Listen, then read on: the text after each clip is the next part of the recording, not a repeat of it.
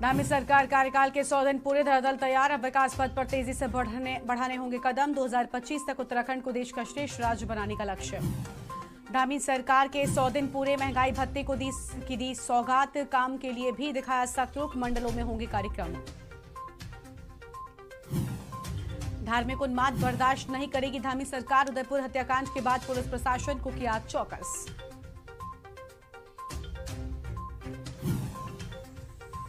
गढ़वाल कुमाऊं में तैनात रहेंगे एक हेलीकॉप्टर। मुख्यमंत्री धामी ने कहा, अगले 3 महीने महत्वपूर्ण। आपदा की चुनौतियों से निपटने के लिए अधिकारियों को दिए दिशा निर्देश। रुद्रप्रयाग में पहाड़ी से गिरे पत्थर, महिला तीर्थ यात्री की मौत। मलबा आने से केदारनाथ और बद्रीनाथ हाईवे हुआ बाधित। 9 दिन की देरी से उत्तराखंड पहुंचा मानसून। मैदान से लेकर पहाड़ तक झमाझम बारिश। मौसम विभाग ने जारी किया ऑरेंज अलर्ट। आप देख रहे हैं के न्यूज, खबरों का सारथी।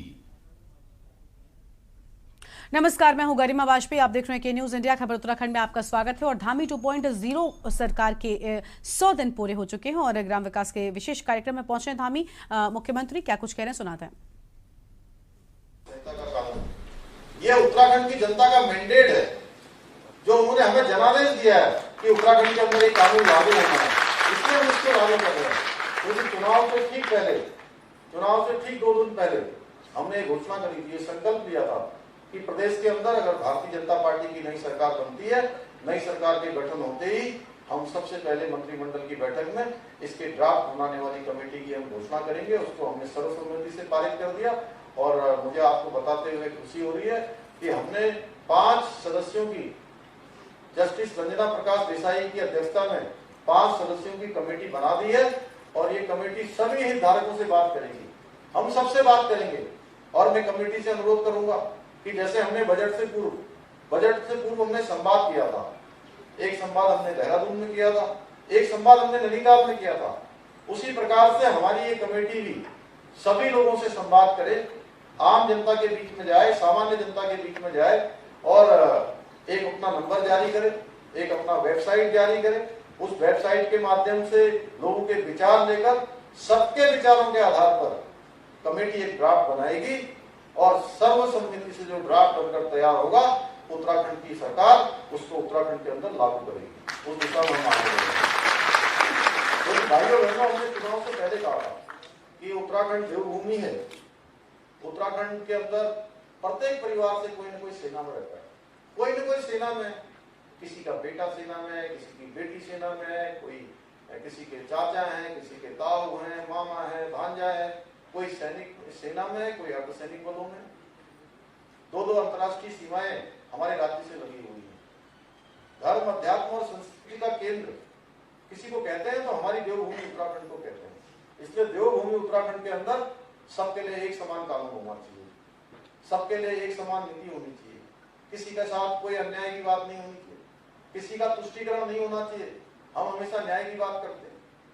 तो हमने कहा है कि हम ये कानून लागू करेंगे और उत्तराखंड की देवतुल्य जनता के जनादेश के अनुरूप जो उन्होंने हमको इस बार प्रचंड बहुमत दिया, इस बार उन्होंने एक मिथक तोड़ने का काम किया। उत्तराखंड की जनता ने एक इतिहास बनाने का काम किया, जिसमें बड़े बड़े हमारे जो मैं कहूँ भविष्यवाणी करने वाले राजनीतिक पंडित, क्या कहते हैं, राजनीतिक पंडित, विशेषज्ञ, राजनीतिक पंडित, एनालिसिस करने वाले बहुत सारे लोगों को, उनके मन में ये विचार था कि हर चुनाव में एक बार इस पार्टी की सरकार बनती है, एक बार दूसरी पार्टी की बनती है। 4 चुनाव में यही हुआ, एक चुनाव में उस पार्टी की सरकार, इस बार उस पार्टी की चुनाव। इस बार भी बहुत लोगों को था, क्योंकि हमारी सरकार थी, सबको लगता था दूसरी पार्टी की सरकार आ जाएगी। लेकिन मैं दोनों हाथ जोड़कर उत्तराखंड की देवतुल्य जनता को नमन करता हूं कि उन्होंने हमारे देश के यशस्वी प्रधानमंत्री मोदी जी के कार्यक्रमों पर, उनके विकास पर और उत्तराखंड के साथ जो उत्तराखंड में उन्होंने काम किया है, उन कामों पर और जो जन जन की सेवा का संकल्प दिया है, उस पर मोहर लगाने का काम किया, अपना आशीर्वाद दिया और प्रचंड बहुमत की सरकार बना दी। भाइयों बहनों, हमने ये संकल्प लिया था कि हम 3 सिलेंडर 1 साल के अंदर जो हमारे अंत्योदय के कार्ड धारक हैं, जिनकी संख्या 1,85,000 है, उन सभी को हम मुफ्त में गैस का सिलेंडर देने का काम हमारी सरकार करेगी। मुझे आपको बताते हुए खुशी है कि हमने उसका शासनादेश कर दिया है। उसमें हमने इस आम बजट में बजट की व्यवस्था भी कर दी है और हम जल्दी ही ये योजना जनता को समर्पित करने वाले हैं। इसी प्रकार से वृद्धावस्था पेंशन है, विकलांग पेंशन है, विधवा अवस्था पेंशन है, इन पेंशनों की राशि भी हमने बढ़ाई है, 1500 रुपया किया है। पहले परिवार में एक 2 बुजुर्ग दंपत्ति होते थे, दोनों में से एक को पेंशन मिलती थी, एक को नहीं मिलती थी, तो कई बार आपस में उनका मनमुटाव भी हो जाता था, झगड़ा भी हो जाता था। हमने उसका भी समाधान निकाला है कि हम बुजुर्ग दंपत्तियों में आपस में कोई झगड़ा नहीं होने देंगे, दोनों को हमने पेंशन देने का निर्णय किया है। इसके साथ साथ जो हमारे पर्यावरण मित्र हैं, पर्यावरण मित्रों को 500 रुपए प्रत्येक दिन का हमने मानदेय जो है देने का निर्णय किया। हमारी सरकार ने उस पर भी शासनादेश निकाल दिया है। ऐसे अनेकों कार्य, भ्रष्टाचार को लेकर हम पहले दिन से कह रहे हैं कि हम पारदर्शी सरकार उत्तराखंड के अंदर देना चाहते हैं। छोटे छोटे दफ्तरों में ठीक समय पर काम हो, ठीक समय पर हमारे अधिकारीगण जाए, कर्मचारीगण जाए, उसकी हम व्यवस्था कर रहे हैं। कहीं पर भी किसी कार्यालय में, किसी आसपास में कोई काम करने में कोई हीलावाली हो रही है, कोई लेट लतीफी हो रही है, कहीं रिश्वत मांगी जा रही है, तो हमने कहा है कि सीधे हमने 1064 एक नंबर लॉन्च किया हुआ है। उस नंबर पर सूचना देने के लिए हम उसको और अधिक सशक्त बनाने वाले हैं। नंबर लॉन्च करने के बाद अभी कुछ मामलों में हमने कार्रवाई की है। हमने कहा है कि जो भी उस पर सूचना देने वाला है उसका नाम भी पूरी तरह से गोपनीय रखा जाएगा, उसका नाम नहीं बताया जाएगा और हमारी जो टीम है वो टीम उस पर सीधे कार्रवाई करेगी। ऐसे अनेकों कार्य कि हमारे अधिकारीगण, कर्मचारीगण सरलीकरण, समाधान और निस्तारण जो मंत्र है, उस मंत्र के आधार पर राज्य की जनता की सेवा करें और राज्य की जनता को समर्पित रहें।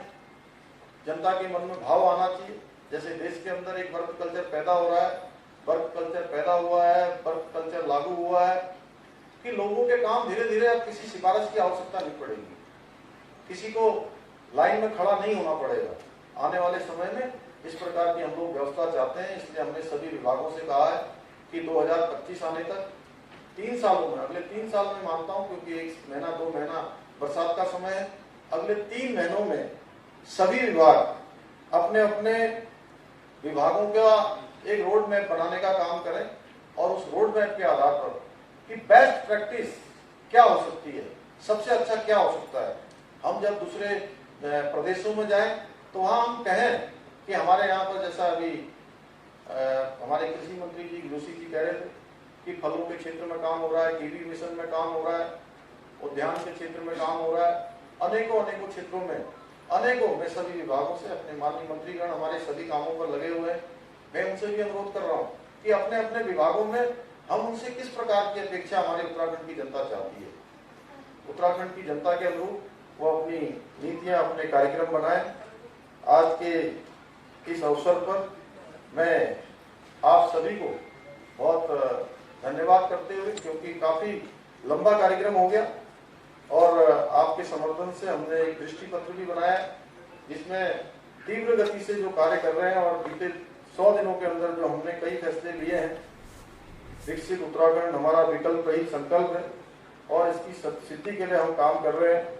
उत्तराखंड का सर्वांगीण विकास हमारी नियत की है और इस तो धामी 2.0 के 100 दिनों का कार्यकाल जो है वो पूरा हो चुका है और मुख्यमंत्री धामी को आपने सुना जहां पर अपनी उपलब्धियों को और बड़ी बातों को यहां पर कहते हुए नजर आए हैं मुख्यमंत्री पुष्कर सिंह धामी। और इसी पर विस्तार से बातचीत करने के लिए हमारे साथ में ब्यूरो चीफ राजेश वर्मा जी जुड़ चुके हैं। राजेश जी, धामी 2.0 के 100 दिन पूरे हो चुके हैं। हालांकि पिछले 100 दिनों की बात करें तो पुष्कर सिंह धामी के ऊपर बड़ी जिम्मेदारियां रही हैं। एक तरफ प्रदेश में जो संकल्प पत्र में किए गए दावे और वादे थे उनको पूरा करने की, दूसरी ओर चंपावत का उपचुनाव उनके लिए बेहद अहम था। लेकिन बावजूद इसके फिलहाल ये 100 दिन के जो कार्यकाल रहे, किस तरह के रहे?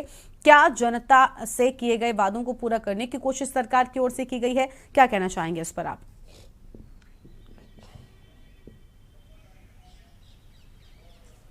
बिल्कुल गरिमा, देखिए धामी सरकार के 2.0 जो है यानी कि 100 दिन वो पूरे हो चुके हैं आज, और भाजपा इसको बहुत उत्साहित तरीके से जो है इसको मना रही है। और ये स्वाभाविक भी है, क्योंकि ये भी कहा जा सकता है कि जो 100 दिन का कार्यकाल जो है अभी तक पुष्कर सिंह धामी का रहा, वो पुष्पों वाला रहा या फिर वो कांटों भरा रहा, ये बेहद तरीके से वो पुष्कर सिंह धामी ही जानते हैं। क्योंकि अभी तक के ओवरऑल कामों को लेकर के बात करें तो गरिमा जी, इस तरीके से एक ब्यूरोक्रेसी पर जो है एक लगाम लगाने का काम जो है वो कहीं ना कहीं पुष्कर सिंह धामी सरकार ने किया है। इसके साथ साथ कहीं एक महत्वपूर्ण योजनाओं को लेकर के, चाहे वो केंद्र सरकार की योजनाएं हो या धरातल पर उत्तराखंड विकास को लेकर के कोई भी योजनाएं हो, तो उनको बेहतर तरीके से चलाने के लिए एक प्रयास जो है वो 100 दिन में जो है पुष्कर सिंह धामी ने किया है। लेकिन एक बेहद ये भी बात जरूरी है, क्योंकि 100 दिन में आप कितने काम पुष्कर सिंह धामी ने किए हैं और इन कार्यों को किस तरीके से आप इसको सही तरीके से मापदंड इसका नहीं कर पाएंगे, क्योंकि अभी 100 दिन से बेहतर और आगे किस तरीके से पुष्कर सिंह धामी चल पाएंगे ये बहरहाल देखना होगा। लेकिन फिलहाल जो है आज 100 दिन जो है वो पुष्कर सिंह धामी के जो है कार्यकाल को हो चुके हैं मुख्यमंत्री के तौर पे, और इसके साथ साथ उन्होंने कहीं महत्वपूर्ण जो योजनाएं हैं उन पे भी जो है काम किया। अगर सबसे बड़ी बात करें तो सिविल कोड को लेकर के जो उन्होंने एक पहल की, क्योंकि प्रदेश में यूनिफॉर्म सिविल कोड को जो है उन्होंने कैबिनेट में एक मंजूरी दी, और इसके साथ साथ जो है उन्होंने इसके लिए कमेटी भी बिठा दी गई है, बना दी गई है, जो इस पे काम कर रही है। इसके साथ साथ अगर हम अन्य विभागों की बात करें तो तमाम जो मंत्रियों के मंत्रालय हैं उनके कामों को लेकर के उनका रिपोर्ट कार्ड जो है, उन 100 दिनों का रिपोर्ट कार्ड जो है वो मांगा है। और इसके साथ साथ उन्होंने जो अभी विकास पुस्तिका भी कुछ देर बाद जो है उसका विमोचन जो है वो पुष्कर सिंह धामी अपने आवाज से करने जा रहे हैं। तो उसमें तमाम जो मंत्रालय हैं, किन विभागों ने और किन मंत्रियों ने कितना 100 दिन में बेहतर काम किया, जनता के लिए किस तरीके से वो तत्पर रहे, तो ये तमाम ऐसी योजनाएं हैं जो 100 दिन के काम है वो उस विकास पत्रिका के माध्यम से जो है वो जनता के बीच में लाएंगे। लेकिन इसके साथ साथ अभी बहुत सारी चुनौतियां ऐसी है पुष्कर सिंह धामी के लिए जो आगे जो है उनको बढ़ाने में और आगे काम करने में कहीं ना कहीं बाधित कर सकती हैं। अगर इसके साथ साथ अभी देखा हो गरिमा की, जिस तरीके से हम लोगों ने देखा है कि जो आईएएस और पीसीएस का तालमेल जो है कहीं ना कहीं मंत्रियों के साथ नहीं बन रहा, तो कहीं ना कहीं ये एक समन्वय जो है वो बनाने की बहुत जरूरत है। और इसको किस तरीके से पुष्कर सिंह धामी अपने मंत्रालय या अन्य मंत्रालयों के साथ जो है इसको कोऑर्डिनेट कर पाएंगे, ये बहरहाल देखना होगा, क्योंकि बहुत सारी चुनौतियां जो है अभी पुष्कर सिंह धामी के सामने लगी हुई है। लेकिन बहरहाल जो 100 दिन का समय रहा, क्योंकि इसमें कहा जा सकता है कि एक बड़ी अग्नि परीक्षा से जो है वो पुष्कर सिंह धामी, बिल्कुल, यानी पुष्कर सिंह धामी के सामने एक बड़ी अग्नि परीक्षा है, अभी लंबा वक्त भी है। लेकिन राजेश जी, बात करें अगर इन 100 दिनों के कार्यकाल की, तो काफी पहले से इसको पेश करने की तैयारी सरकार की ओर से हो रही थी। मुख्य जो मंत्री हैं बाकी के कैबिनेट के, उनसे भी यहाँ पर विस्तृत रूप से जानकारी दी जा रही थी। लेकिन राजेश जी, एक सवाल ये भी कि विपक्ष लगातार जो है इन 100 दिनों को एक अलग तरह से देख रहा है। वो ये कह रहा है कि काम कुछ नहीं हुआ, सिर्फ और सिर्फ सरकार इसको इवेंट के तौर पर पेश करने की कोशिश कर रही है। इसको लेकर आप क्या कहेंगे जल्दी से?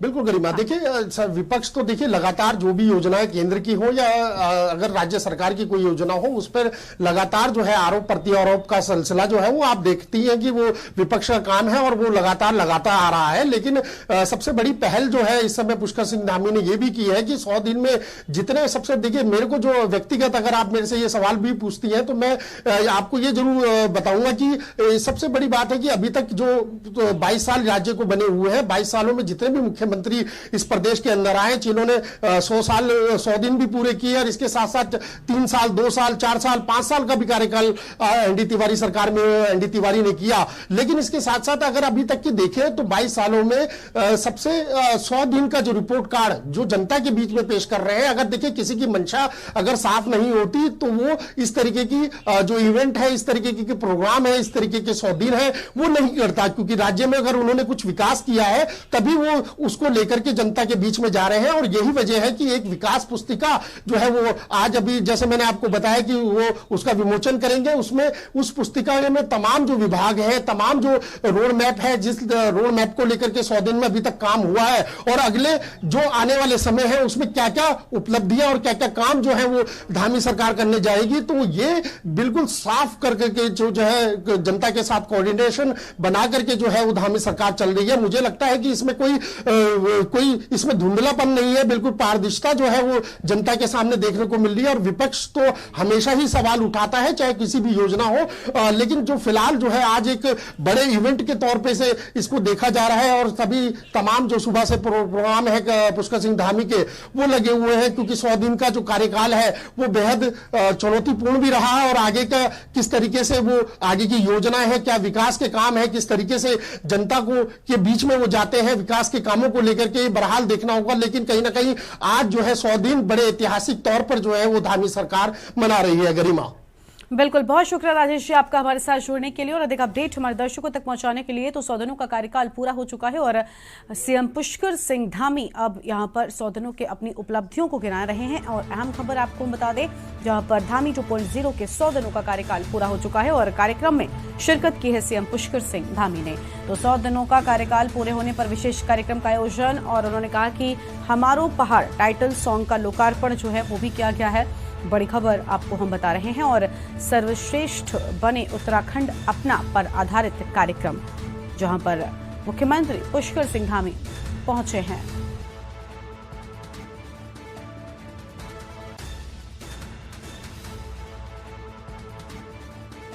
आपको बता दें, जहां पर आपको बता दें कि सीएम धामी ने कार्यक्रम में शिरकत की है। और धामी सरकार के 100 दिनों की उपलब्धियों को आपको हम बताते हैं, जहां पर शिक्षा मित्रों का मानदेय 15,000 से बढ़ाकर 25,000 रुपए किए जाने की बात सामने आई है। धामी सरकार के 100 दिन पूरे हो चुके हैं। तो 100 दिन पूरे और गरीब परिवार को साल में मुफ्त सिलेंडर देने की भी घोषणा की गई है। तो ये बड़ी घोषणाएं जो 100 दिनों के कार्यकाल के दौरान की गई। अग्निवीरों को राज्य सरकार की नौकरी में वरीयता भी देने की बात सामने आई है। तो अग्निवीरों को राज्य सरकार की नौकरी में वरीयता देने की बात और समान नागरिक संहिता को कैबिनेट से मंजूरी मिलने की भी बात। और इसी बीच उत्तराखंड की खबरों का रुख करेंगे, उससे पहले उत्तर प्रदेश लेकर चलते हैं और लखनऊ में मुख्यमंत्री योगी क्या कह रहे सुना था। उन योजनाओं के साथ जुड़े जो लोक कल्याण के लिए हैं, जो रोजगार के लिए हैं, जो स्वावलंबन के लिए बनी हुई है, उन योजनाओं की जानकारी उन्हें होनी चाहिए, पॉलिसीज की जानकारी उन्हें होनी चाहिए। और दूसरा, बैंकों के पास भी उस प्रकार की वो होनी चाहिए कि शासन की कौन सी योजना किस युवा के लिए, किस उद्यमी के लिए कहां पर उपयोगी हो सकती है। और बैंक भी अगर अपने नोडल अधिकारी के माध्यम से उस प्रकार के कार्यक्रमों को आगे बढ़ा देगी, तो जो हमारे पास अक्सर नौजवान आते हैं कि हमें बैंक से लोन नहीं मिल पा रहा है, हमें इस क्षेत्र में कहां जाना है, अगर ये दो संस्थान मिलकर के इस कार्यक्रम को आगे बढ़ा दे तो जनपद का हमारा जिला उद्योग केंद्र और जिला प्रशासन बैंकर्स के साथ मिलकर के न केवल बैंकों के व्यवसाय को आगे बढ़ाने में बहुत बड़ी मदद कर सकता है, बल्कि पैसे का तो यही एक पुरातन व्यवस्था भी है कि अगर आप पैसा एक जगह जमा कर देंगे तो डंप हो जाएगा, तो उसकी वैल्यू वहीं पे स्थिर हो जाएगी। अगर हम उसको सर्कुलेशन में लेके आ जाएंगे तो उसकी वैल्यू भी बढ़ेगी। और मुझे लगता है पैसा जितना मार्केट में जितना घूमेगा, जितने उसकी रफ्तार बढ़ेगी, उतनी ही तेजी के साथ वह अर्थव्यवस्था को भी मजबूती प्रदान करते हुए आपके व्यवसाय को भी बढ़ाने में मदद करेगा। और बैंकों को इस दिशा में आगे बढ़ने की इस कार्य योजना के साथ आगे कार्य करना होगा। मैं धन्यवाद दूंगा कि आज ओडीओपी योजना को अमेजिन के साथ उनके ई कॉमर्स योजना के साथ जोड़ने में भी आज एक एमओयू के साथ आगे बढ़ाने की कार्रवाई बढ़ी है। अमेजिन जैसी अन्य संस्थाओं के साथ ओडीओपी की हम लोगों की पहले से एमओयू है। ई कॉमर्स जैसी संस्थाओं के साथ अब जुड़ करके कानपुर के माध्यम से अन्य स्थानों में भी हम इन कार्यक्रमों को आगे बढ़ाने में हमें मदद मिलेगी। और मुझे विश्वास है कि आज का ये कार्यक्रम प्रदेश के अंदर अभी हम लोग आज 16,000 करोड़ रुपए के ऋण वितरण के कार्यक्रम को पूरे प्रदेश के अंदर अलग अलग स्थानों पर इस कार्यक्रम के साथ जुड़े हुए हैं। मेरे साथी वहां पर अलग अलग जनपदों में एक कार्यक्रम प्रारंभ होंगे, सभी जनपदों में कार्यक्रम चलेंगे। तो ऋण योजना का शुभारंभ मुख्यमंत्री योगी आदित्यनाथ के द्वारा किया गया है। विशेष कार्यक्रम में वो मौजूद थे। और फिलहाल एक छोटे से ब्रेक के लिए यहाँ पर रुकते हैं, चल लौटेंगे। आप देख रहे हैं के न्यूज, खबरों का सारथी। देखें कौन नया खिलाड़ी आया है, समझा देते हैं, प्यार से समझाएंगे। ये तो अपनी जुबान है। जुबान एक हो तो दिल भी एक होने चाहिए। विमल बोलो जुबान केसरी। आप देख रहे हैं के न्यूज, खबरों का सारथी। ब्रेक के बाद आप सभी का स्वागत है और आपको सीधा लखनऊ लेकर चलते हैं। मुख्यमंत्री योगी ऋण योजना को लेकर क्या कहना है, सुनाते हैं। इस विश्वास के साथ मैं एक बार फिर से जो भी लाभार्थी आज जहाँ पे लोन प्राप्त कर रहे हैं उन सभी कारीगर, हस्तशिल्पी और उद्यमियों को मैं हृदय से बधाई देता हूं और विश्वास व्यक्त करता हूं। एक और मुझे उनसे कहना है, प्रधानमंत्री जी डिजिटल बैंकिंग की बात कर रहे हैं, तो उन सब से मेरा, बैंकों से मेरा आग्रह होगा कि जो भी लोग लोन प्राप्त कर रहे हैं डिजिटल लेन देन के साथ अगर हम उन्हें जोड़ सकेंगे, उसकी ट्रेनिंग दे सकेंगे, तो यह डिजिटल बैंकिंग को भी प्रोत्साहित करने का एक बेहतरीन माध्यम मिलेगा। क्योंकि उत्तर प्रदेश में जितना मैन पावर आपको मिलेगा, जितना अच्छा स्कोप आपके सामने होगा, मुझे लगता है कि वह अन्यत्र मिलना कठिन होगा और इसका हमें बेहतर लाभ उठाना होगा। मैं एक बार फिर से आप सबके प्रति हृदय से अपनी शुभकामनाएं देता हूं। बहुत बहुत धन्यवाद। जय हिंद। बहुत बहुत धन्यवाद माननीय मुख्यमंत्री महोदय, बहुत धन्यवाद। और आज के कार्यक्रम में औपचारिक धन्यवाद ज्ञापन के लिए मैं भारतीय स्टेट बैंक के मुख्य महाप्रबंधक श्री अजय कुमार खन्ना जी को आमंत्रित करता हूं। कृपया औपचारिक धन्यवाद ज्ञापन के लिए।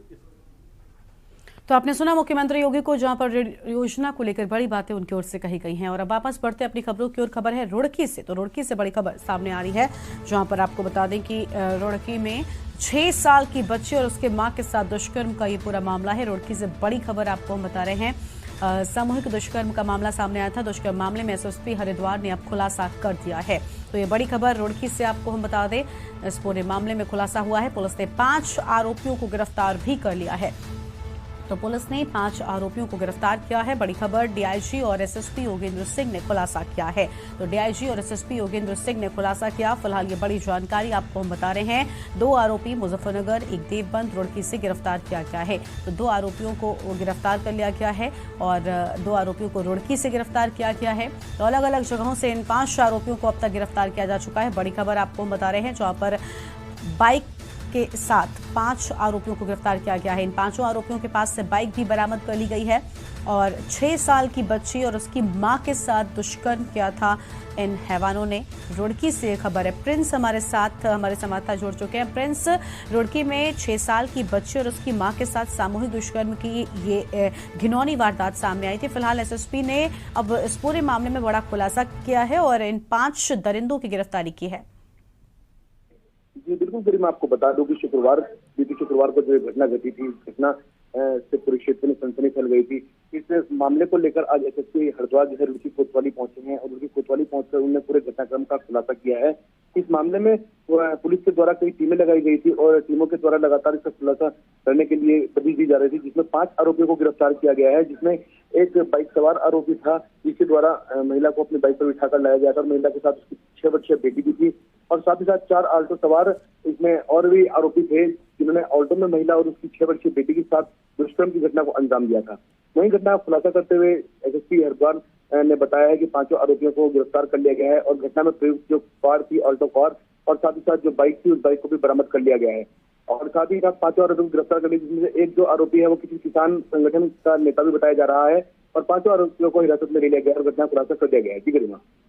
बिल्कुल, यानी अब इनकी गिरफ्तारी हो चुकी है। क्या लगता है प्रिंस, इनको कड़ी से कड़ी सजा जो है वो दिलवाई जाएगी ताकि आने वाले वक्त में इस तरह की घिनौनी वारदात को कोई अंजाम न दे सके?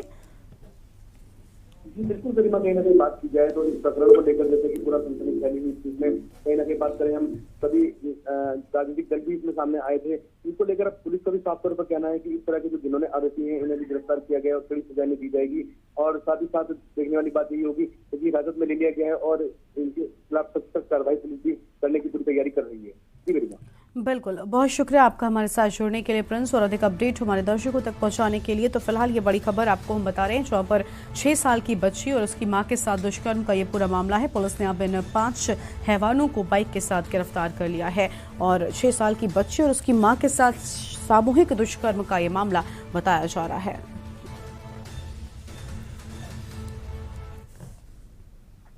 और लक्सर व देहात क्षेत्र में झमाझम बारिश और चिलचिलाती गर्मी से लोगों को राहत मिली है। बारिश से किसानों की फसलों को फायदा है।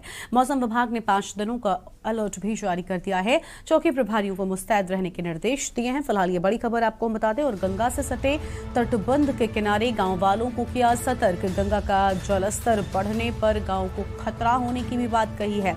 तो बारिश से किसानों की फसलों को फायदे की बात सामने आई है। फिलहाल ये बड़ी खबर आपको हम बता रहे हैं, जहां पर गंगा का जलस्तर बढ़ने पर गांव को खतरा हो सकता है। मौसम विभाग ने 5 दिनों का अलर्ट भी जारी कर दिया है। इस वक्त की अहम खबर आपको बता रहे हैं। चौकी प्रभारियों को मुस्तैद रहने के भी निर्देश दे दिए हैं। तो फिलहाल ये अहम जानकारी सामने आ रही है। अलर्ट को देखते हुए स्थानीय प्रशासन सतर्क है। तो अलर्ट को देखते हुए स्थानीय प्रशासन सतर्क है। अहम खबर आपको बता दें, गंगा से सटे तटबंध के किनारे गांव वालों को सतर्क किया गया है। तो गंगा से सटे तटबंध के किनारे गांव वालों को भी सतर्क कर दिया गया है। बड़ी खबर आपको हम बता रहे हैं, जहां पर गंगा का जलस्तर बढ़ने पर अब गांव वालों में डर भी देखने को मिल रहा है। तो ये बड़ी खबर आपको हम बता रहे हैं। ये बड़ी खबर आपको बता दें, जहां पर अब इन सभी को अलर्ट कर दिया गया है और चिलचिलाती गर्मी से लोगों को राहत मिली है।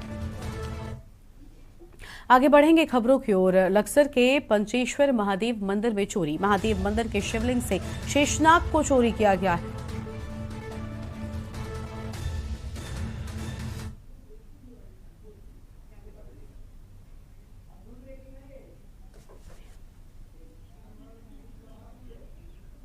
तो चोरी हुआ शेषनाग मंदिर के बगीचे में मिला है और सूचना पर पहुंची पुलिस अब पूरे मामले की जांच शुरू कर चुकी है। तो मंदिर में यहां पर शेषनाग को चोरी किया गया है। हालांकि बताया जा रहा है कि बगीचे में ही शेषनाग मिले हैं।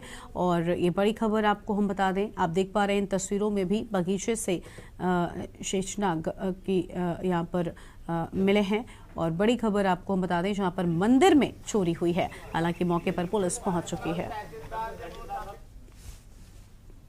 और खबर उत्तराखंड में आज मेरे साथ इतना ही। आप देखते रहिए के न्यूज़ इंडिया। नमस्कार।